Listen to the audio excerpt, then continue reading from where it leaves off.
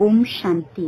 ಇಂದಿನ ಪರಮಾತ್ಮನ ಮಹಾವಾಕ್ಯ ಮುರುಳಿ ದಿನಾಂಕ 13/6/2025. ಬಾಪ್ತಾದ ಮಧುಬನ.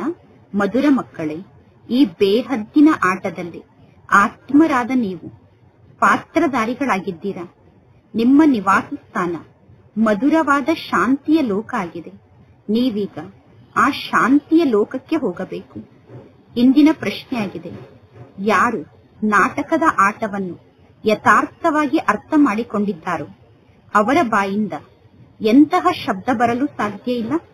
ಉತ್ತರ, ಈ ರೀತಿ ಆಗದೇ ಇದ್ದಿದ್ದರೆ ಈ ರೀತಿ ಆಗುತ್ತಿತ್ತು, ಈ ರೀತಿ ಆಗಬಾರದಿತ್ತು ಅನ್ನುವ ಶಬ್ದ ನಾಟಕದ ಆಟವನ್ನು ಅರ್ಥ ಮಾಡಿಕೊಂಡಿರುವಂತವರು ಎಂದೂ ಹೇಳುವುದಿಲ್ಲ. ಈಗ ಮಕ್ಕಳಾದ ನೀವು ಅರ್ಥ ಮಾಡಿಕೊಂಡಿದ್ದೀರಾ. ಈ ನಾಟಕದ ಆಟ ಏನಿನಂತೆ ನಿಧಾನವಾಗಿ ಚಲಿಸುತ್ತದೆ. ಏನೆಲ್ಲವೂ ನಡೆಯುತ್ತಿದೆಯೋ ಅದೆಲ್ಲವೂ ನಾಟಕದಲ್ಲಿ ಫಿಕ್ಸ್ ಆಗಿದೆ. ಇದರಲ್ಲಿ ಯಾವುದೇ ಚಿಂತೆಯ ಮಾತಿಲ್ಲ. ಓಂ ಶಾಂತಿ. ಪರಮಾತ್ಮ ತಂದೆ ಮಕ್ಕಳಿಗೆ ಯಾವಾಗ ತಮ್ಮ ಪರಿಚಯವನ್ನು ನೀಡುತ್ತಾರೋ ಆಗ ಮಕ್ಕಳಿಗೆ ಸ್ವಯಂನ ಪರಿಚಯ ಪ್ರಾಪ್ತಿಯಾಗುತ್ತದೆ. ಎಲ್ಲಾ ಮಕ್ಕಳು ಬಹಳಷ್ಟು ಸಮಯದಿಂದ ದೇಹಾಭಿಮಾನಕ್ಕೆ ವಶ ಆಗಿದ್ದಾರೆ. ಆತ್ಮ ಅಭಿಮಾನಿಗಳಾಗಿದ್ದರೆ ಪರಮಾತ್ಮ ತಂದೆಯ ಯಥಾರ್ಥ ಪರಿಚಯ ಗೊತ್ತಿರುತ್ತಿತ್ತು. ಆದರೆ ನಾಟಕದಲ್ಲಿ ಆ ರೀತಿ ಫಿಕ್ಸ್ ಆಗಿಲ್ಲ. ಬಲೆ ಎಲ್ಲರೂ ಹೇಳುತ್ತಾರೆ ಭಗವಂತ ಗಾಡ್ ಫಾದರ್ ಆಗಿದ್ದಾರೆ, ಅಂದರೆ ಪರಮಾತ್ಮ ತಂದೆ ಆಗಿದ್ದಾರೆ, ರಚಯಿತ ಆಗಿದ್ದಾರೆ ಎಂದು. ಆದರೆ ಪರಮಾತ್ಮ ತಂದೆಯ ಬಗ್ಗೆ ಸ್ವಲ್ಪ ಕೂಡ ಗೊತ್ತಿಲ್ಲ. ಶಿವಲಿಂಗುವಿನ ಚಿತ್ರ ಕೂಡ ಇದೆ. ಆದರೆ ಪರಮಾತ್ಮ ತಂದೆ ಅಷ್ಟು ದೊಡ್ಡ ರೂಪದಲ್ಲಿ ಇರಲು ಸಾಧ್ಯ ಇಲ್ಲ. ಪರಮಾತ್ಮ ತಂದೆಯನ್ನು ಯಥಾರ್ಥವಾಗಿ ಅರ್ಥ ಮಾಡಿಕೊಳ್ಳದೇ ಇರುವ ಕಾರಣ ಪರಮಾತ್ಮ ತಂದೆಯನ್ನೇ ಮರೆತು ಬಿಡುತ್ತಾರೆ. ಪರಮಾತ್ಮ ತಂದೆ ರಚಯಿತ ಆಗಿದ್ದಾರೆ ಅಂದ ಮೇಲೆ ಪರಮಾತ್ಮ ತಂದೆ ಅವಶ್ಯವಾಗಿ ಹೊಸ ಜಗತ್ತನ್ನು ರಚನೆ ಮಾಡುತ್ತಾರೆ. ಅಂದ ಮೇಲೆ ಅವಶ್ಯವಾಗಿ ಮಕ್ಕಳಾದ ನಮ್ಮ ಬಳಿ ಹೊಸ ಜಗತ್ತಿನ ರಾಜ್ಯದ ಆಸ್ತಿ ಇರಬೇಕು. ಸ್ವರ್ಗ ಅನ್ನುವ ಹೆಸರು ಭಾರತದಲ್ಲಿ ಪ್ರಸಿದ್ಧ ಆಗಿದೆ. ಆದರೆ ಯಾರಿಗೂ ಸ್ವರ್ಗದ ಬಗ್ಗೆ ಸ್ವಲ್ಪ ಕೂಡ ಗೊತ್ತಿಲ್ಲ. ಯಾರಾದರೂ ಸತ್ತರೆ ಸತ್ತವರು ಸ್ವರ್ಗಕ್ಕೆ ಹೋದರು ಎಂದು ಹೇಳುತ್ತಾರೆ. ಆದರೆ ಎಂದಾದರೂ ಈ ರೀತಿ ಆಗುತ್ತದೆಯೇನು? ಈಗ ನಿಮಗೆ ಗೊತ್ತಿದೆ, ಈ ಸಮಯದಲ್ಲಿ ಎಲ್ಲರ ಬುದ್ಧಿ ಕಲ್ಲು ಬುದ್ಧಿಯಾಗಿದೆ.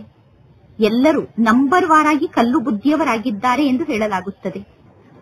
ಮುಖ್ಯ ಆದಂತಹ ಆತ್ಮರ ಬಗ್ಗೆ ತಿಳಿಸಲಾಗುತ್ತದೆ. ಪರಮಾತ್ಮ ತಂದೆ ತಿಳಿಸುತ್ತಾರೆ, ನಾನು ಈ ಬ್ರಹ್ಮನ ಶರೀರದಲ್ಲಿ ಪ್ರವೇಶವನ್ನು ಮಾಡುತ್ತೇನೆ. ಅದು ಕೂಡ ಈ ಬ್ರಹ್ಮನ ಬಹಳ ಜನ್ಮದ ಅಂತಿಮ ಜನ್ಮದ ಶರೀರದಲ್ಲಿ. ಈ ಬ್ರಹ್ಮ ತಂದೆ ನಂಬರ್ 1 ಆತ್ಮ ಆಗಿದ್ದಾರೆ. ಮಕ್ಕಳು ತಿಳಿದುಕೊಂಡಿದ್ದಾರೆ. ಈಗ ಬ್ರಹ್ಮನಿಗೆ ಮಕ್ಕಳಾದ ನಾವೆಲ್ಲರೂ ಬ್ರಾಹ್ಮಣರಾಗಿದ್ದೇವೆ. ಇದೆಲ್ಲ ಅರ್ಥ ಮಾಡಿಕೊಳ್ಳುವಂತಹ ಮಾತಾಗಿದೆ. ಪರಮಾತ್ಮ ತಂದೆ ಎಷ್ಟೋ ಸಮಯದಿಂದ ಜ್ಞಾನವನ್ನು ತಿಳಿಸುತ್ತಿದ್ದಾರೆ. ಹಾಗೆ ನೋಡಿದರೆ ಪರಮಾತ್ಮ ತಂದೆಯನ್ನು ಅರ್ಥ ಮಾಡಿಕೊಳ್ಳುವುದು 1 ಸೆಕೆಂಡ್ನ ಮಾತಾಗಿದೆ. ಪರಮಾತ್ಮ ತಂದೆ ತಿಳಿಸುತ್ತಾರೆ, ನೀವು ತಂದೆಯಾದ ನನ್ನನ್ನು ನೆನಪು ಮಾಡಿದರೆ ನಿಮ್ಮ ವಿಕರ್ಮ ವಿನಾಶ ಆಗುತ್ತದೆ. ಪರಮಾತ್ಮ ತಂದೆ ತಂದೆಯಾಗಿದ್ದಾರೆ ಅನ್ನುವ ನಿಶ್ಚಯ ಬುದ್ಧಿಯಲ್ಲಿ ಧಾರಣೆ ಆದರೆ ಪುನಃ ಮನಸ್ಸಿನಲ್ಲಿ ಯಾವ ಪ್ರಶ್ನೆಯೂ ಉತ್ಪನ್ನ ಆಗಲು ಸಾಧ್ಯ ಇಲ್ಲ. ಪರಮಾತ್ಮ ತಂದೆ ತಿಳಿಸಿದ್ದಾರೆ, ನೀವು ಪಾವನ ಆತ್ಮರಾಗಿದ್ದೀರಿ. ಯಾವಾಗ ನೀವು ಶಾಂತಿಧಾಮದಲ್ಲಿ ನಿವಾಸವನ್ನು ಮಾಡುತ್ತಿದ್ದೀರೋ ಆಗ ನೀವು ಪಾವನರಾಗಿದ್ದೀರಿ. ಈ ಮಾತನ್ನು ಪರಮಾತ್ಮ ತಂದೆಯ ಮೂಲಕ ಈಗ ನೀವು ಕೇಳುತ್ತಿದ್ದೀರಾ. ಬೇರೆ ಯಾರು ಈ ಜ್ಞಾನದ ಮಾತನ್ನು ತಿಳಿಸಲು ಸಾಧ್ಯ ಇಲ್ಲ. ನಿಮಗೆ ಗೊತ್ತಿದೆ ಆತ್ಮರಾದ ನಾವು ಎಲ್ಲಿಯ ನಿವಾಸಿಗಳಾಗಿದ್ದೇವೆ ಎಂದು. ಆತ್ಮರಾದ ನಾವು ಪರಮಧಾಮದ ನಿವಾಸಿಗಳಾಗಿದ್ದೇವೆ. ಹೇಗೆ ನಾಟಕದಲ್ಲಿ ಪಾತ್ರಧಾರಿಗಳು ಹೇಳುತ್ತಾರೆ, ನಾವು ಇಂತಹ ಸ್ಥಾನದ ನಿವಾಸಿಗಳಾಗಿದ್ದೇವೆ. ಡ್ರೆಸ್ ಅನ್ನು ಚೇಂಜ್ ಮಾಡಿಕೊಂಡು ಪಾತ್ರಧಾರಿಗಳು ಸ್ಟೇಜ್ನ ಮೇಲೆ ಬರುತ್ತಾರೆ. ಈಗ ನಿಮಗೆ ಗೊತ್ತಿದೆ, ನಾವು ಈ ಜಗತ್ತಿನ ನಿವಾಸಿಗಳಲ್ಲ. ಇದು ಒಂದು ನಾಟಕ ಶಾಲೆಯಾಗಿದೆ. ನಾವೆಲ್ಲರೂ ಮೂಲವತನದ ನಿವಾಸಿಗಳಾಗಿದ್ದೇವೆ. ಆ ಮೂಲವತನಕ್ಕೆ ಮಧುರವಾದ ಶಾಂತಿಯ ಮನೆ ಎಂದು ಕರೆಯಲಾಗುತ್ತದೆ ಅನ್ನುವ ಮಾತು ನಿಮ್ಮ ಬುದ್ಧಿಯಲ್ಲಿ ಧಾರಣೆ ಆಗಿದೆ. ಆ ಮೂಲವತನಕ್ಕೆ ಹೋಗಬೇಕು ಎಂದು ಎಲ್ಲರೂ ಬಯಸುತ್ತಾರೆ. ಏಕೆಂದರೆ ಈಗ ಆತ್ಮ ದುಃಖಿಯಾಗಿದೆ. ಆದ್ದರಿಂದ ಹೇಳುತ್ತಾರೆ, ನಾವು ಹೇಗೆ ವಾಪಸ್ ಮನೆಗೆ ಹೋಗುವುದು ಎಂದು.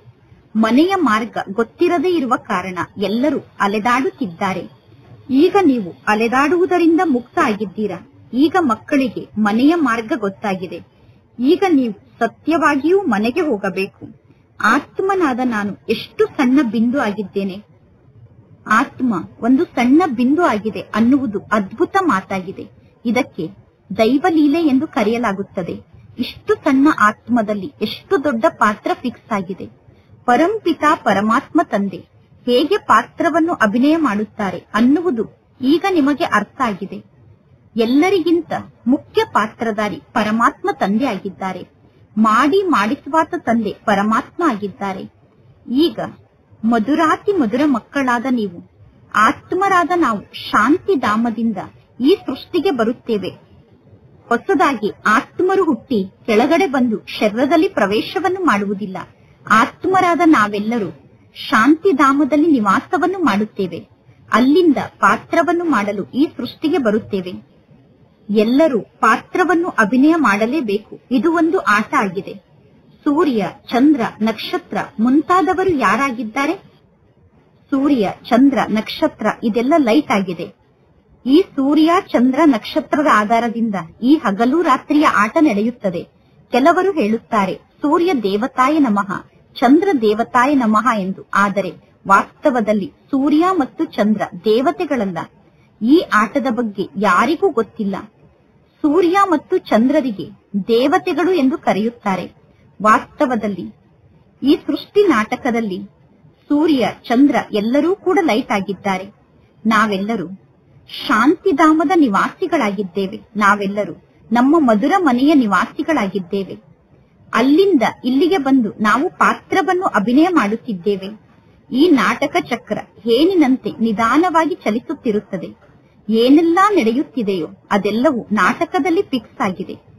ಎಂದೂ ನೀವು ಈ ರೀತಿ ಹೇಳಬಾರದು, ಈ ರೀತಿ ಆಗದೇ ಇದ್ದಿದ್ದರೆ ಈ ರೀತಿ ಆಗುತ್ತಿತ್ತು ಎಂದು ಹೇಳಬಾರದು. ಏಕೆಂದರೆ ಈ ರೀತಿ ಆಗುವುದೂ ಕೂಡ ನಾಟಕದಲ್ಲಿ ಫಿಕ್ಸ್ ಆಗಿತ್ತು. ಉದಾಹರಣೆಗೆ ನಮ್ಮೆಲ್ಲರ ಮಾತೇಶ್ವರಿ ಆದಂತಹ ಮಮ್ಮ ಇದ್ದರು. ಮಮ್ಮ ನಮ್ಮೆಲ್ಲರನ್ನು ಬಿಟ್ಟು ಹೋಗುತ್ತಾರೆ ಎಂದು ಯಾರಿಗೂ ವಿಚಾರದಲ್ಲೂ ಇರಲಿಲ್ಲ. ಒಳ್ಳೆಯದು, ಮಮ್ಮ ಶರೀರವನ್ನು ತ್ಯಾಗ ಮಾಡಿದರು. ಮಮ್ಮ ಶರೀರವನ್ನು ತ್ಯಾಗ ಮಾಡುವುದೂ ಕೂಡ ನಾಟಕದಲ್ಲಿ ಫಿಕ್ಸ್ ಆಗಿತ್ತು. ಈಗ ಪುನಃ ಮಮ್ಮ ತಮ್ಮ ಹೊಸ ಪಾತ್ರವನ್ನು ಅಭಿನಯ ಮಾಡುತ್ತಿದ್ದಾರೆ. ಇದರಲ್ಲಿ ಚಿಂತೆಯ ಯಾವ ಮಾತು ಇಲ್ಲ. ಈಗ ಎಲ್ಲಾ ಮಕ್ಕಳ ಬುದ್ಧಿಯಲ್ಲಿ ನಾನು ಪಾತ್ರಧಾರಿ ಆಗಿದ್ದೇನೆ ಅನ್ನುವ ಮಾತು ಧಾರಣೆ ಆಗಿದೆ. ಇದು ಸೋಲು ಮತ್ತು ಗೆಲುವಿನ ಆಟ ಆಗಿದೆ. ಈ ಸೋಲು ಮತ್ತು ಗೆಲುವಿನ ಆಟ ಮಾಯೆಯ ಮೇಲೆ ಆಧಾರಿತ ಆಗಿದೆ. ಮಾಯೆಗೆ ಸೋತರೆ ನಾವು ಸೋತಂತೆ, ಮಾಯೆಯನ್ನು ಗೆದ್ದರೆ ನಾವು ಗೆದ್ದಂತೆ. ಎಲ್ಲರೂ ಗಾಯನವನ್ನು ಮಾಡುತ್ತಾರೆ, ಆದರೆ ಯಾರ ಬುದ್ಧಿಯಲ್ಲೂ ಸ್ವಲ್ಪ ಕೂಡ ಜ್ಞಾನ ಧಾರಣೆ ಆಗಿಲ್ಲ. ಮಾಯೆ ಅಂದರೆ ಏನು ಅನ್ನುವುದು ನಿಮಗೆ ಗೊತ್ತಿದೆ. ಇಲ್ಲಿ ರಾವಣ ಇದ್ದಾನೆ. ಆ ರಾವಣನಿಗೆ ಮಾಯೆ ಎಂದು ಕರೆಯಲಾಗುತ್ತದೆ. ಧನಕ್ಕೆ ಸಂಪತ್ತು ಎಂದು ಕರೆಯಲಾಗುತ್ತದೆ. ಧನಕ್ಕೆ ಮಾಯೆ ಎಂದು ಕರೆಯುವುದಿಲ್ಲ. ಮನುಷ್ಯರು ತಿಳಿದುಕೊಳ್ಳುತ್ತಾರೆ, ಇಂಥವರ ಬಳಿ ಬಹಳಷ್ಟು ಧನ ಸಂಪತ್ತು ಇದೆ, ಆದ್ದರಿಂದ ಇವರಿಗೆ ಮಾಯೆ ನಶೆ ಬಹಳಷ್ಟು ಇದೆ ಎಂದು ಹೇಳುತ್ತಾರೆ. ಆದರೆ ಮಾಯೆ ನಶೆ ಇರುತ್ತದೆಯೇನು? ನಾವು ಮಾಯೆಯನ್ನು ಗೆಲ್ಲಲು ಬಹಳಷ್ಟು ಪ್ರಯತ್ನವನ್ನು ಪಡುತ್ತೇವೆ. ಅಂದ ಮೇಲೆ ಈ ಜ್ಞಾನ ಮಾರ್ಗದಲ್ಲಿ ಯಾವ ಮಾತಿನಲ್ಲೂ ಸಂಶಯ ಉತ್ಪನ್ನ ಆಗಬಾರದು. ಮಕ್ಕಳ ಸ್ಥಿತಿ ಕನಿಷ್ಠ ಆಗಿರುವ ಕಾರಣ ಮಕ್ಕಳ ಮನಸ್ಸಿನಲ್ಲಿ ಸಂಶಯ ಉತ್ಪನ್ನ ಆಗುತ್ತದೆ. ಈಗ ಇದು ಭಗವಾನ್ ವಾಚಾಗಿದೆ. ಯಾರಿಗೋಸ್ಕರ ಭಗವಾನ್ ವಾಚಾಗಿದೆ? ಆತ್ಮರಿಗೋಸ್ಕರ ಭಗವಾನ್ ವಾಚಾಗಿದೆ. ಭಗವಂತ ತಂದೆ ಅವಶ್ಯವಾಗಿ ಬೇಕು ತಾನೆ? ಭಗವಂತ ತಂದೆ ಅವಶ್ಯವಾಗಿ ಶಿವ ತಂದೆ ಆಗಿರಬೇಕು. ಆ ಶಿವ ತಂದೆ ಆತ್ಮರಿಗೋಸ್ಕರ ಈ ಜ್ಞಾನವನ್ನು ತಿಳಿಸುತ್ತಾರೆ. ಶ್ರೀಕೃಷ್ಣ ಕೂಡ ದೇಹಧಾರಿ ಆಗಿದ್ದಾರೆ. ಅಂದ ಮೇಲೆ ಶ್ರೀಕೃಷ್ಣ ಆತ್ಮರಿಗೋಸ್ಕರ ಎಂದು ಹೇಗೆ ಹೇಳಲು ಸಾಧ್ಯ? ಇಲ್ಲಿ ನಿಮಗೆ ಯಾವ ದೇಹಧಾರಿಗಳು ಜ್ಞಾನವನ್ನು ತಿಳಿಸುತ್ತಿಲ್ಲ. ಪರಮಾತ್ಮ ತಂದೆಗೆ ದೇಹ ಇಲ್ಲ. ಉಳಿದ ಎಲ್ಲಾ ವ್ಯಕ್ತಿಗಳಿಗೂ ದೇಹ ಇದೆ. ಯಾರ ಪೂಜೆಯನ್ನು ಮಾಡುತ್ತಾರೋ ಅವರನ್ನು ನೆನಪು ಮಾಡುವುದು ಸಹಜ ಆಗಿದೆ. ಬ್ರಹ್ಮ, ವಿಷ್ಣು, ಶಂಕರರಿಗೂ ಕೂಡ ದೇವತೆ ಎಂದು ಕರೆಯಲಾಗುತ್ತದೆ. ಪರಮಾತ್ಮ ಶಿವ ತಂದೆಗೆ ಭಗವಂತ ಎಂದು ಕರೆಯುತ್ತೇವೆ. ಸರ್ವಶ್ರೇಷ್ಠ ಭಗವಂತ ತಂದೆ ಪರಮಾತ್ಮ ತಂದೆ ಆಗಿದ್ದಾರೆ. ಪರಮಾತ್ಮ ತಂದೆಗೆ ತಮ್ಮದೇ ಆದ ದೇಹ ಇಲ್ಲ. ಇಲ್ಲಿ ನಿಮಗೆ ಗೊತ್ತಿದೆ, ಯಾವಾಗ ನಾವು ಮೂಲ ವತನದಲ್ಲಿ ನಿವಾಸವನ್ನು ಮಾಡುತ್ತಿದ್ದೆವು ಆಗ ನಮಗೆ ದೇಹ ಇತ್ತೇನೂ ಇಲ್ಲ. ಆತ್ಮರಾದ ನೀವು ಮೂಲ ವತನದಲ್ಲಿ ನಿವಾಸವನ್ನು ಮಾಡುತ್ತಿದ್ದೀರಿ. ಪರಮಾತ್ಮ ತಂದೆ ಕೂಡ ಆತ್ಮ ಆಗಿದ್ದಾರೆ, ಆದರೆ ಅವರು ಕೇವಲ ಪರಮ ಅಂದರೆ ಸರ್ವಶ್ರೇಷ್ಠ ಆತ್ಮ ಆಗಿದ್ದಾರೆ. ಆದ್ದರಿಂದ ಪರಮಾತ್ಮ ತಂದೆಯ ಪಾತ್ರದ ಬಗ್ಗೆ ಗಾಯನ ಇದೆ. ಪರಮಾತ್ಮ ತಂದೆ ಪಾತ್ರವನ್ನು ಅಭಿನಯ ಮಾಡಿ ಹೋಗಿದ್ದಾರೆ, ಆದ್ದರಿಂದ ಪರಮಾತ್ಮ ತಂದೆಯ ಪೂಜೆ ನಡೆಯುತ್ತದೆ. ಆದರೆ 5000 ವರ್ಷದ ಮೊದಲು ಕೂಡ ಪರಂಪಿತಾ ಪರಮಾತ್ಮ ತಂದೆ ಅಂದರೆ ರಚಯಿತ ಆದಂತಹ ತಂದೆ ಈ ಸೃಷ್ಟಿಗೆ ಬಂದಿದ್ದರು ಅನ್ನುವುದು ಯಾವ ಮನುಷ್ಯರಿಗೂ ಗೊತ್ತಿಲ್ಲ. ಆ ಪರಮಾತ್ಮ ತಂದೆ ಸ್ವರ್ಗದ ರಚಯಿತ ಆದಂತಹ ಪರಮಾತ್ಮ ತಂದೆ ಆಗಿದ್ದಾರೆ.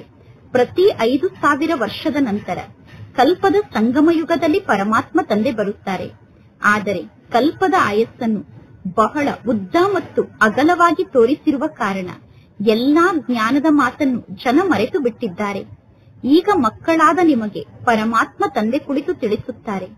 ನೀವೀಗ ಸ್ವಯಂ ಹೇಳುತ್ತೀರಾ, ಬಾಬಾ, ಪ್ರತಿ ಕಲ್ಪದಲ್ಲೂ ನಾವು ನಿಮ್ಮ ಜೊತೆಗೆ ಮಿಲನವನ್ನು ಮಾಡುತ್ತೇವೆ ಮತ್ತು ಪ್ರತಿ ಕಲ್ಪದಲ್ಲೂ ನಿಮ್ಮ ಮೂಲಕ ನಾವು ಆಸ್ತಿಯನ್ನು ಪಡೆದುಕೊಳ್ಳುತ್ತೇವೆ. ಪುನಃ ಹೇಗೆ ಆಸ್ತಿಯನ್ನು ಕಳೆದುಕೊಳ್ಳುತ್ತೇವೆ ಅನ್ನುವ ಜ್ಞಾನ ನಮ್ಮ ಬುದ್ಧಿಯಲ್ಲಿ ಇದೆ. ಅನೇಕ ಪ್ರಕಾರದ ಜ್ಞಾನ ಇದೆ, ಆದರೆ ಜ್ಞಾನದ ಸಾಗರ ಎಂದು ಭಗವಂತ ತಂದೆಗೆ ಕರೆಯಲಾಗುತ್ತದೆ. ಈಗ ಎಲ್ಲರೂ ತಿಳಿದುಕೊಂಡಿದ್ದಾರೆ, ಅವಶ್ಯವಾಗಿ ವಿನಾಶ ಆಗುತ್ತದೆ. ಕಲ್ಪದ ಮೊದಲು ಕೂಡ ವಿನಾಶ ಆಗಿತ್ತು, ಆದರೆ ಹೇಗೆ ವಿನಾಶ ಆಗಿತ್ತು ಅನ್ನುವುದು ಯಾರಿಗೂ ಗೊತ್ತಿಲ್ಲ. ಶಾಸ್ತ್ರದಲ್ಲಿ ವಿನಾಶದ ಬಗ್ಗೆ ಎಂತೆಂತಹ ಮಾತನ್ನು ಬರೆದಿದ್ದಾರೆ. ಪಾಂಡವರು ಮತ್ತು ಕೌರವರು ಹೇಗೆ ಯುದ್ಧವನ್ನು ಮಾಡಲು ಸಾಧ್ಯ? ಈಗ ನೀವು ಬ್ರಾಹ್ಮಣರಾಗಿದ್ದೀರಾ. ಬ್ರಾಹ್ಮಣರಾದ ನೀವು ಸಂಗಮ ಯುಗದಲ್ಲಿ ನಿವಾಸವನ್ನು ಮಾಡುತ್ತಿದ್ದೀರಾ. ಬ್ರಾಹ್ಮಣರಾದ ನೀವು ಪರಸ್ಪರ ಎಂದು ಜಗಳವನ್ನು ಮಾಡುವುದಿಲ್ಲ, ಹೊಡೆದಾಡುವುದಿಲ್ಲ. ಪರಮಾತ್ಮ ತಂದೆ ತಿಳಿಸುತ್ತಾರೆ, ನೀವೆಲ್ಲರೂ ನನಗೆ ಮಕ್ಕಳಾಗಿದ್ದೀರಾ. ನೀವು ಅಹಿಂಸಕ ಯೋಧರಾಗಿದ್ದೀರಾ. ನೀವು ಡಬ್ಬಲ್ ಅಹಿಂಸಕರಾಗಿದ್ದೀರಾ, ಗುಪ್ತ ಯೋಧರಾಗಿದ್ದೀರಾ. ನೀವೀಗ ನಿರ್ವಿಕಾರಿಗಳಾಗುತ್ತಿದ್ದೀರಾ. ಪರಮಾತ್ಮ ತಂದೆಯ ಮೂಲಕ ಪ್ರತಿ ಕಲ್ಪದಲ್ಲೂ ನೀವೇ ಆಸ್ತಿಯನ್ನು ಪಡೆದುಕೊಳ್ಳುತ್ತೀರಾ. ಇಲ್ಲಿ ತಂದೆಯ ಮೂಲಕ ಆಸ್ತಿಯನ್ನು ಪಡೆದುಕೊಳ್ಳುವ ಮಾತಿನಲ್ಲಿ ಸ್ವಲ್ಪ ಕೂಡ ಕಷ್ಟದ ಮಾತಿಲ್ಲ. ಈ ಜ್ಞಾನ ಬಹಳ ಸಹಜ ಆಗಿದೆ. 84 ಜನ್ಮದ ಚಕ್ರದ ಜ್ಞಾನ ನಿಮ್ಮ ಬುದ್ಧಿಯಲ್ಲಿ ಇದೆ. ಈಗ ಈ ನಾಟಕ ಪೂರ್ಣ ಆಗುತ್ತದೆ. ಈಗ ಸಮಯ ಬಹಳ ಕಡಿಮೆ ಇದೆ. ನಿಮಗೆ ಗೊತ್ತಿದೆ, ಈಗ ಇಂತಹ ಸಮಯ ಬರುತ್ತದೆ. ಆ ಸಮಯದಲ್ಲಿ ಶ್ರೀಮಂತರಿಗೂ ಕೂಡ ಊಟ ಮಾಡಲು ಆಹಾರ ಧಾನ್ಯ ಸಿಗುವುದಿಲ್ಲ, ಕುಡಿಯಲು ನೀರು ಸಿಗುವುದಿಲ್ಲ. ಇದಕ್ಕೆ ದುಃಖದ ಪರ್ವತವೇ ಬೀಳುವುದು ಎಂದು ಕರೆಯಲಾಗುತ್ತದೆ, ಅಥವಾ ರಕ್ತದ ನದಿ ಹರಿಯುವಂತಹ ಆಟ ಎಂದು ಕರೆಯಲಾಗುತ್ತದೆ. ಎಲ್ಲರ ಅಂತ್ಯ ಆಗುತ್ತದೆ, ಅಂದರೆ ಎಲ್ಲವೂ ಸಮಾಪ್ತಿಯಾಗುತ್ತದೆ. ಯಾರು ತಪ್ಪನ್ನು ಮಾಡುತ್ತಾರೋ ಅವರಿಗೆ ಶಿಕ್ಷೆ ಸಿಗುತ್ತದೆ. ಇಂಥವರು ಯಾವ ತಪ್ಪನ್ನು ಮಾಡಿದ್ದರು ಎಂದು ಅವರಿಗೆ ಸಾಕ್ಷಾತ್ಕಾರವನ್ನು ಮಾಡಿಸಿ ಶಿಕ್ಷೆಯನ್ನು ಕೊಡಲಾಗುತ್ತದೆ. ಕೇವಲ ಒಂದೇ ತಪ್ಪನ್ನು ಮಾಡಿದ್ದಾರೆ. ಯಾವ ತಪ್ಪು ಅಂದರೆ ಪರಮಾತ್ಮ ತಂದೆಯನ್ನು ಮರೆತು ಬಿಟ್ಟಿದ್ದಾರೆ. ನೀವೀಗ ತಂದೆಯ ಮೂಲಕ ರಾಜ್ಯ ಭಾಗ್ಯವನ್ನು ಪಡೆದುಕೊಳ್ಳುತ್ತಿದ್ದೀರಾ. ಇನ್ನು ಜಗತ್ತಿನಲ್ಲಿರುವ ಎಲ್ಲಾ ಮನುಷ್ಯರು ತಿಳಿದುಕೊಳ್ಳುತ್ತಾರೆ, ನಾವೀಗ ಸತ್ಯವೂ ಅಂದರೆ ಸತ್ತೇ ಹೋದೆವು. ಈಗ ಸ್ವಲ್ಪ ಮಹಾಭಾರತ ಯುದ್ಧ ಪ್ರಾರಂಭ ಆದರೆ ಎಲ್ಲರೂ ಸಾಯುತ್ತಾರೆ, ನೀವು ಜೀವಂತವಾಗಿ ಇರುತ್ತೀರಾ. ನೀವು ಇಲ್ಲಿಂದ ಟ್ರಾನ್ಸ್ಫರ್ ಆಗಿ ಅಮರ ಲೋಕಕ್ಕೆ ಹೋಗುತ್ತೀರಾ. ಈ ಶಿಕ್ಷಣದ ಶಕ್ತಿಯಿಂದ ನೀವು ಅಮರ ಲೋಕಕ್ಕೆ ಹೋಗುತ್ತೀರಾ. ಶಿಕ್ಷಣಕ್ಕೆ ಸಂಪಾದನೆಗೆ ಆಧಾರ ಎಂದು ಕರೆಯಲಾಗುತ್ತದೆ.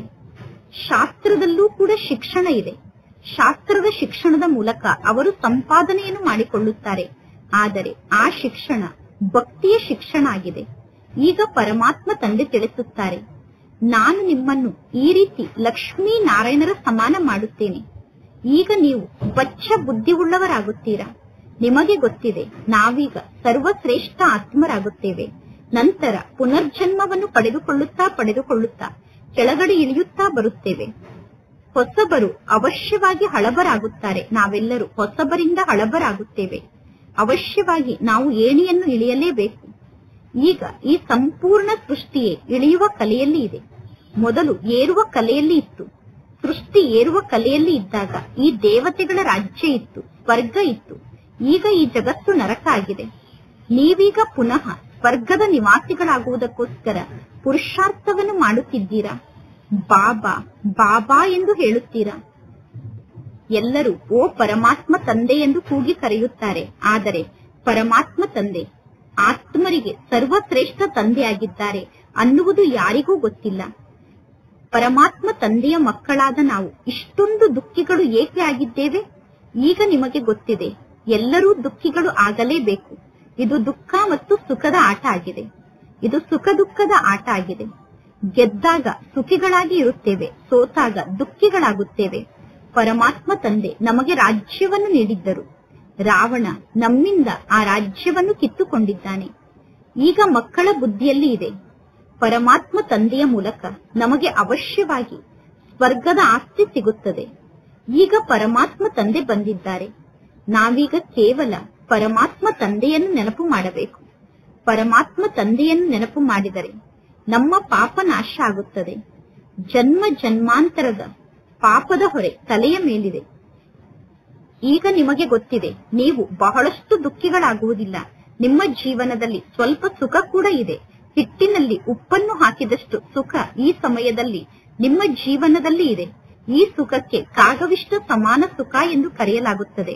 ನಿಮಗೆ ಗೊತ್ತಿದೆ, ಸರ್ವರ ಸದ್ಗತಿದಾತ ಒಬ್ಬ ಪರಮಾತ್ಮ ತಂದೆಯಾಗಿದ್ದಾರೆ. ಆ ಒಬ್ಬ ಪರಮಾತ್ಮ ತಂದೆ ಜಗದ್ಗುರು ಆಗಿದ್ದಾರೆ. ವಾನಪ್ರಸ್ಥದ ಸಮಯದಲ್ಲಿ ಗುರುಗಳ ಬಳಿ ಹೋಗುತ್ತಾರೆ. ಈಗ ಸಣ್ಣ ಮಕ್ಕಳನ್ನೂ ಕೂಡ ಗುರುಗಳ ಬಳಿ ಕರೆದುಕೊಂಡು ಹೋಗುತ್ತಾರೆ. ಏಕೆಂದರೆ ಒಂದು ವೇಳೆ ಆ ಮಗು ಸತ್ತು ಹೋದರೆ ಅವರಿಗೆ ಸದ್ಗತಿ ಸಿಗಬೇಕು ಎಂದು ಪರಮಾತ್ಮ ತಂದೆ ತಿಳಿಸುತ್ತಾರೆ.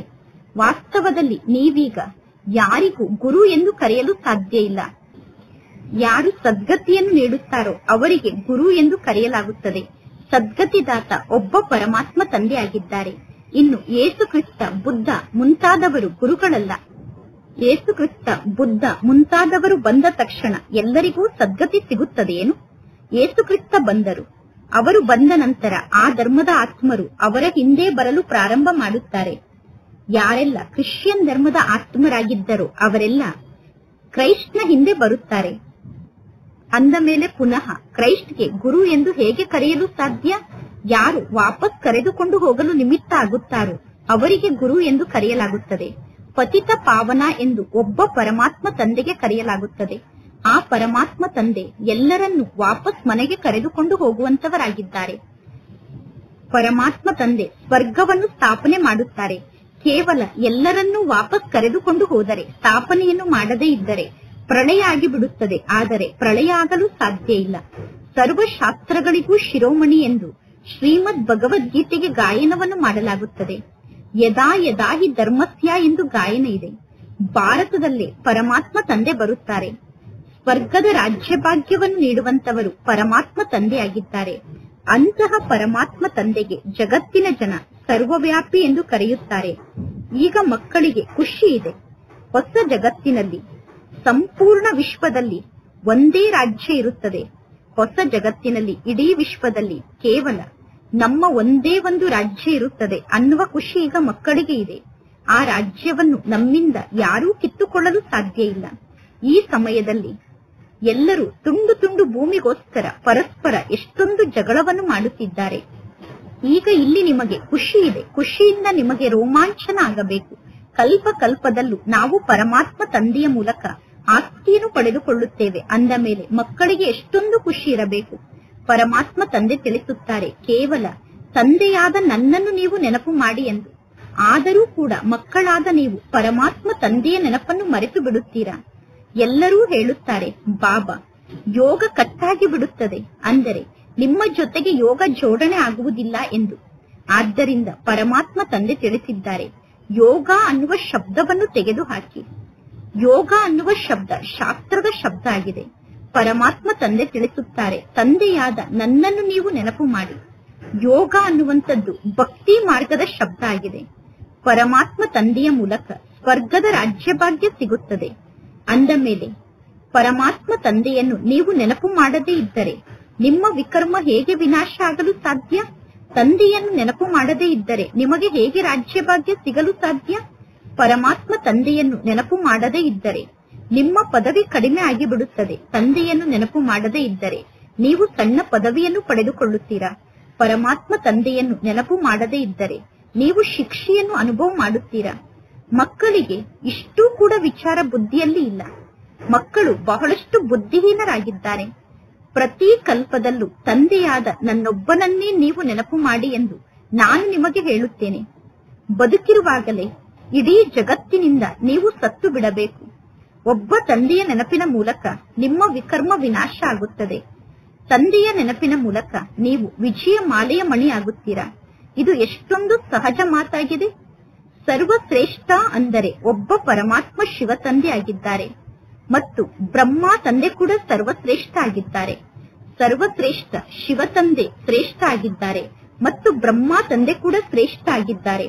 ಪರಮಾತ್ಮ ತಂದೆ ಪಾರಲೌಕಿಕ ತಂದೆಯಾಗಿದ್ದಾರೆ. ಈ ಬ್ರಹ್ಮ ತಂದೆ ಅಲೌಕಿಕ ತಂದೆ ಆಗಿದ್ದಾರೆ. ಪರಮಾತ್ಮ ತಂದೆ ಸಂಪೂರ್ಣ ಸಾಧಾರಣ ಟೀಚರ್ ಆಗಿದ್ದಾರೆ. ಟೀಚರ್ ಆದಂತಹ ಪರಮಾತ್ಮ ತಂದೆ ಶಿಕ್ಷೆಯನ್ನೂ ಕೂಡ ನೀಡುತ್ತಾರೆ ಮತ್ತು ಪ್ರೀತಿಯನ್ನು ಮಾಡಿ ಪಾಲನೆಯನ್ನೂ ಕೂಡ ನೀಡುತ್ತಾರೆ. ಪರಮಾತ್ಮ ತಂದೆ ತಿಳಿಸುತ್ತಾರೆ, ಮಧುರ ಮಕ್ಕಳೇ, ತಂದೆಯಾದ ನನ್ನನ್ನು ನೀವು ನೆನಪು ಮಾಡಿ, ಏಕೆಂದರೆ ನೀವೀಗ ಸತೋ ಪ್ರಧಾನ ಆತ್ಮರಾಗಬೇಕು. ತಂದೆಯ ನೆನಪಿನ ಮೂಲಕ ನಾವೀಗ ಸತೋ ಪ್ರಧಾನರಾಗಬೇಕು. ಪತಿತ ಪಾವನ ಒಬ್ಬ ಪರಮಾತ್ಮ ತಂದೆಯಾಗಿದ್ದಾರೆ. ಆ ಪರಮಾತ್ಮ ತಂದೆ ಗುರು ಕೂಡ ಆಗಿದ್ದಾರೆ. ಪರಮಾತ್ಮ ತಂದೆಯನ್ನು ಬಿಟ್ಟು ಬೇರೆ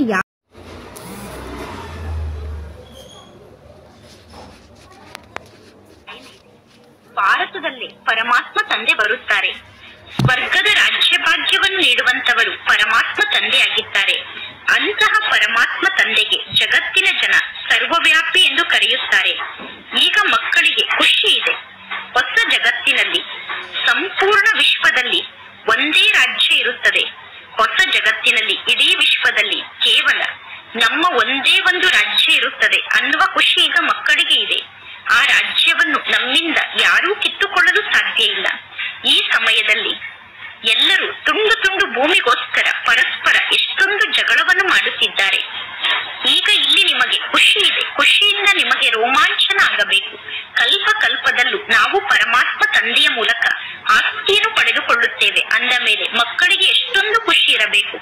ಪರಮಾತ್ಮ ತಂದೆ ತಿಳಿಸುತ್ತಾರೆ, ಕೇವಲ ತಂದೆಯಾದ ನನ್ನನ್ನು ನೀವು ನೆನಪು ಮಾಡಿ ಎಂದು. ಆದರೂ ಕೂಡ ಮಕ್ಕಳಾದ ನೀವು ಪರಮಾತ್ಮ ತಂದೆಯ ನೆನಪನ್ನು ಮರೆತು ಬಿಡುತ್ತೀರಾ.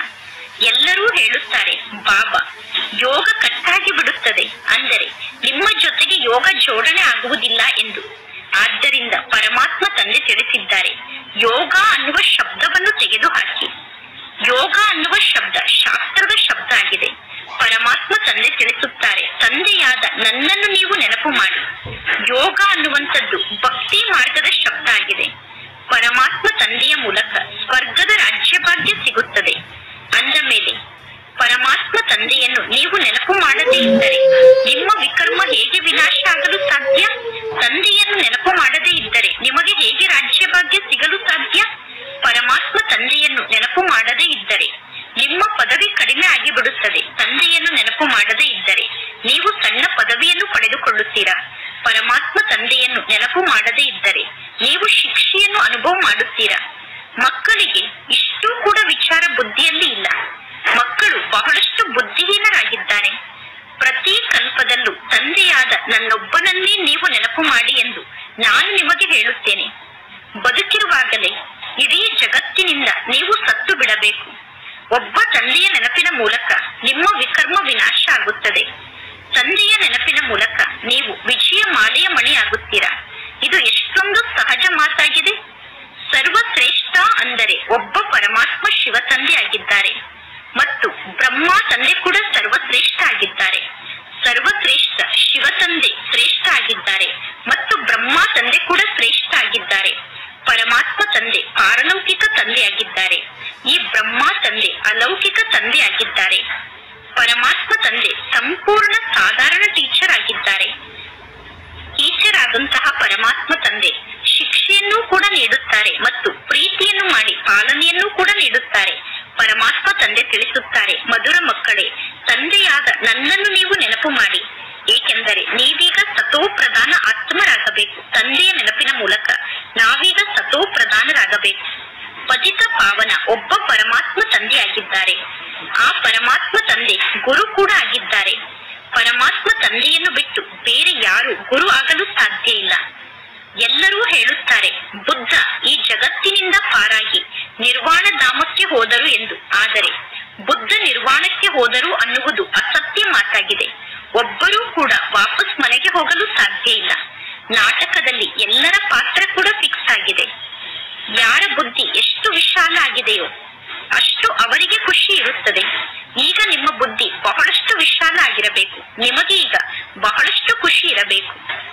ಮೇಲೆ ಅಂದರೆ ಪರಮಧಾಮದಿಂದ ಹಿಡಿದು ಸಂಪೂರ್ಣ ನಾಟಕದ ಜ್ಞಾನ ನಿಮ್ಮ ಬುದ್ಧಿಯಲ್ಲಿ ಇದೆ. ಬ್ರಾಹ್ಮಣರೇ ಜ್ಞಾನವನ್ನು ಧಾರಣೆ ಮಾಡಿಕೊಳ್ಳುತ್ತಾರೆ. ಶೂದ್ರರಿಗೂ ಈ ಜ್ಞಾನ ಗೊತ್ತಿಲ್ಲ, ದೇವತೆಗಳಿಗೂ ಈ ಜ್ಞಾನ ಗೊತ್ತಿಲ್ಲ. ಈಗ ಜ್ಞಾನವನ್ನು ಯಾರು ಅರ್ಥ ಮಾಡಿಕೊಳ್ಳಬೇಕು ಅವರೇ ಅರ್ಥ ಮಾಡಿಕೊಳ್ಳುತ್ತಾರೆ. ಯಾರು ಜ್ಞಾನವನ್ನು ಅರ್ಥ ಮಾಡಿಕೊಳ್ಳುವುದಿಲ್ಲವೋ ಅಂತವರಿಗೆ ಸಾವು ಬರುತ್ತದೆ. ಅವರ ಪದವಿ ಕೂಡ ಕಡಿಮೆ ಆಗುತ್ತದೆ. ಶಾಲೆಯಲ್ಲಿ ಶಿಕ್ಷಣವನ್ನು ಕಲಿಯದೇ ಇದ್ದರೆ ಪದವಿ ಕಡಿಮೆ ಆಗುತ್ತದೆ. ಅಲ್ಫ್ ಅಂದರೆ ಪರಮಾತ್ಮ ತಂದೆಯಾಗಿದ್ದಾರೆ. ಬೇ ಅಂದರೆ ರಾಜ್ಯಭಾಗ್ಯ ಆಗಿದೆ. ನಾವೀಗ ಪುನಃ ನಮ್ಮ ರಾಜ್ಯಭಾಗ್ಯವನ್ನು ಪಡೆದುಕೊಳ್ಳುತ್ತಿದ್ದೇವೆ. ಅಂದರೆ ನಾವೀಗ ಪುನಃ ನಮ್ಮ ರಾಜ್ಯಕ್ಕೆ ಹೋಗುತ್ತಿದ್ದೇವೆ. ಈ ಹಳೆಯ ಜಗತ್ತು ಈಗ ಸಮಾಪ್ತಿಯಾಗುತ್ತದೆ. ಒಳ್ಳೆಯದು. ಮಧುರಾತಿ ಮಧುರ ಅಗಲಿ ಹೋಗಿ ಮರಳಿ ಸಿಕ್ಕಿರುವ ಮಕ್ಕಳ ಪ್ರತಿ ಮಾಸ್ಪಿತಾ ಬಾಪ್ತಾದರವರ ನೆನಪು, ಪ್ರೀತಿ ಹಾಗೂ ಸುಪ್ರಭಾತ. ಆತ್ಮಿಕ ಮಕ್ಕಳಿಗೆ ಆತ್ಮಿಕ ತಂದೆಯ ನಮಸ್ತೆ. ಆತ್ಮಿಕ ತಂದೆಗೆ ಆತ್ಮಿಕ ಮಕ್ಕಳ ನೆನಪು, ಪ್ರೀತಿ ಹಾಗೂ ನಮಸ್ತೆ ನಮಸ್ತೆ ನಮಸ್ತೆ. ಧಾರಣೆಗೋಸ್ಕರ ಮುಖ್ಯ ಸಾರ. ಫಸ್ಟ್ ಪಾಯಿಂಟ್, ಪರಮಾತ್ಮ ತಂದೆ ನಮಗೆ ಇಂತಹ ಹೊಸ ವಿಶ್ವದ ರಾಜ್ಯಭಾಗ್ಯವನ್ನು ನೀಡುತ್ತಾರೆ. ಆ ರಾಜ್ಯವನ್ನು ನಮ್ಮಿಂದ ಯಾರೂ ಕಿತ್ತುಕೊಳ್ಳಲು ಸಾಧ್ಯ ಇಲ್ಲ ಅನ್ನುವ ಖುಷಿಯಿಂದ ನಿಮಗೆ ರೋಮಾಂಚನ ಆಗಬೇಕು. ಸೆಕೆಂಡ್ ಪಾಯಿಂಟ್, ವಿಜಯ ಮಾಲೆಯ ಮಣಿ ಆಗುವುದಕ್ಕೋಸ್ಕರ ಬದುಕಿರುವಾಗಲೇ ಈ ಹಳೆಯ ಜಗತ್ತಿನಿಂದ ಸಾಯಬೇಕು. ಪರಮಾತ್ಮ ತಂದೆಯ ನೆನಪಿನ ಮೂಲಕ ವಿಕರ್ಮವನ್ನು ವಿನಾಶ ಮಾಡಿಕೊಳ್ಳಬೇಕು. ಇಂದಿನ ವರದಾನ ಆಗಿದೆ. ಸ್ವಯಂನ ಶಕ್ತಿಶಾಲಿ ಸ್ಥಿತಿಯ ಮೂಲಕ ಸರ್ವರ ಶುಭ ಕಾಮನೆಯನ್ನು ಪೂರ್ಣ ಮಾಡುವಂತಹ ಮಹಾದಾನಿಗಳಾಗಿ ಅಂತ್ಯದಲ್ಲಿ ಬರುವಂತಹ ಆತ್ಮರು ಸ್ವಲ್ಪೇ ಪ್ರಾಪ್ತಿಯನ್ನು ಪಡೆದುಕೊಂಡು ಖುಷಿ ಪಡುತ್ತಾರೆ. ಏಕೆಂದರೆ ಅವರ ಪಾತ್ರವೇ ಕಡಿಮೆ ದಾನವನ್ನು ಪಡೆದುಕೊಳ್ಳುವಂತದ್ದಾಗಿದೆ. ಅಂದ ಮೇಲೆ ಇಂತಹ ಆತ್ಮರಿಗೆ ಭಾವನೆಯ ಫಲ ಪ್ರಾಪ್ತಿಯಾಗಬೇಕು.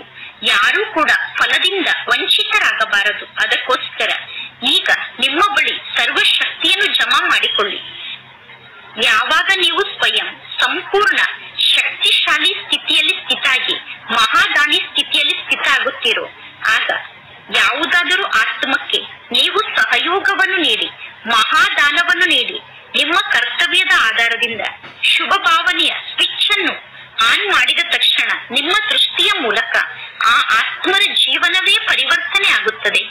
ಇಂದಿನ ಸ್ಲೋಗನ್ ಆಗಿದೆ, ಸದಾ ಈಶ್ವರಿಯ ಮರ್ಯಾದೆಯ ಆಧಾರದಿಂದ ನಡೆಯಬೇಕು. ಆಗ ನೀವು ಮರ್ಯಾದಾ ಪುರುಷೋತ್ತಮರಾಗುತ್ತೀರಾ. ಸದಾ ಈಶ್ವರಿಯ ಮರ್ಯಾದೆಯಂತೆ ನಡೆದರೆ ನೀವು ಮರ್ಯಾದಾ ಪುರುಷೋತ್ತಮರಾಗುತ್ತೀರಾ. ಇಂದಿನ ಅವ್ಯಕ್ತ ಸೂಚನೆ ಆಗಿದೆ. ಆತ್ಮಿಕ ಸ್ಥಿತಿಯಲ್ಲಿ ಸ್ಥಿತ ಆಗಿರುವಂತಹ ಅಭ್ಯಾಸವನ್ನು ಮಾಡಿಕೊಳ್ಳಿ. ಅಂತರ್ಮುಖಿಗಳಾಗಿ ಯಾವಾಗ ನೀವು ಸೇವೆಯ ಸ್ಟೇಜ್ನ ಮೇಲೆ ಹೋಗುತ್ತೀರೋ ಆಗ ಎಲ್ಲರಿಗೂ ಅನುಭವ ಆಗಬೇಕು. ಬಹಳ ಸಮಯದಿಂದ ಅಂತರ್ಮುಖತೆಯ ಗುಹೆಯಲ್ಲಿ ಇದ್ದು ಈ ಆತ್ಮ ಈಗ ತಾನೇ ಹೊರಗಡೆ ಬಂದಿದೆ. ಈ ಆತ್ಮ ಆತ್ಮಿಕತೆಯ ಗುಹೆಯಿಂದ ಈಗ ತಾನೇ ಸೇವೆಗೋಸ್ಕರ ಹೊರಗಡೆ ಬಂದಿದೆ ಎಂದು ನಿಮ್ಮನ್ನು ನೋಡಿ ಅವರಿಗೆ ಅನುಭವ ಆಗಬೇಕು. ನಿಮ್ಮ ತಪಸ್ವಿ ಸ್ವರೂಪ ಕಾಣಿಸಬೇಕು. ನಿಮ್ಮ ಚೆಹರೆಯ ಮೂಲಕ ಬೇಹದ್ದಿನ ವೈರಾಗ್ಯದ ರೇಖೆ ಕಾಣಿಸಬೇಕು. ಎಷ್ಟು ನೀವು ಆತ್ಮಿಕತೆಯಲ್ಲಿ ಇರುತ್ತೀರೋ ಅಷ್ಟೇ ಅತಿ ದಯೆ ನಿಮ್ಮಲ್ಲಿ ಇರಬೇಕು. ಈಗ ಇಂತಹ ಸೇವೆಯನ್ನು ಮಾಡುವಂತಹ ಸಮಯ ಬಂದಿದೆ. ಈಗ ಇಂತಹ ಸೇವೆಯ ಅವಶ್ಯಕತೆ ಇದೆ. ಒಳ್ಳೆಯದು. ಓಂ ಶಾಂತಿ.